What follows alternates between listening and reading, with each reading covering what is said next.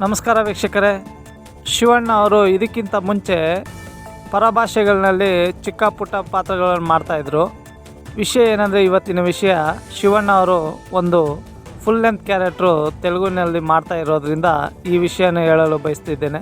ಇದಕ್ಕಿಂತ ಮುಂಚೆ ಶಿವಣ್ಣ ಅವರು ಬಾಲಕೃಷ್ಣ ಅವರ ಶಾತಕರ್ಣಿ ಅನ್ನೋ ಒಂದು ಸಿನಿಮಾದಲ್ಲಿ ಚಿಕ್ಕ ಪಾತ್ರ ಮಾಡಿದರು. ಜೈಲರ್ನಲ್ಲಿ ಮತ್ತೊಂದು ಪಾತ್ರ ಮಾಡಿದರು.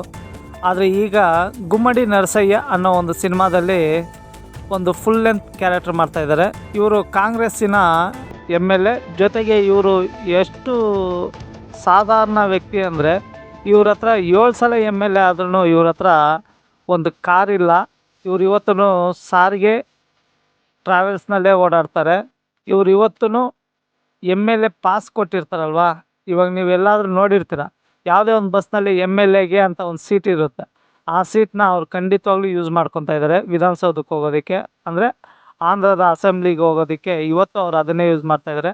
ಊರಿನಲ್ಲಿ ಎಲ್ಲೇ ಸಮಸ್ಯೆ ಆದರೂ ಕ್ಷೇತ್ರದಲ್ಲಿ ಸೈಕಲ್ನಲ್ಲಿ ಓಡಾಡ್ತಾರೆ.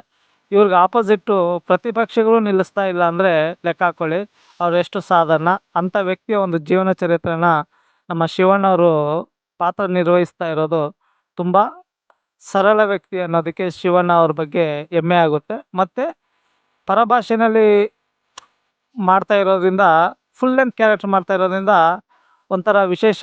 ಜೊತೆಗೆ ಈ ವಿಶೇಷ ಜೊತೆಗೆ ಈ ಪಾತ್ರವನ್ನು ನೋಡಿದಾಗ ಖಂಡಿತವಾಗ್ಲೂ ಕರೆಕ್ಟಾಗಿದೆ ಅಂತ ಎಲ್ಲರಿಗೂ ಅನಿಸುತ್ತೆ ಅಂತ ನನ್ನ ಅಭಿಪ್ರಾಯ. ಈ ಟ್ರೈಲರ್ನ ನೀವು ನೋಡಿದ್ರೂ ಗೊತ್ತಾಗುತ್ತೆ.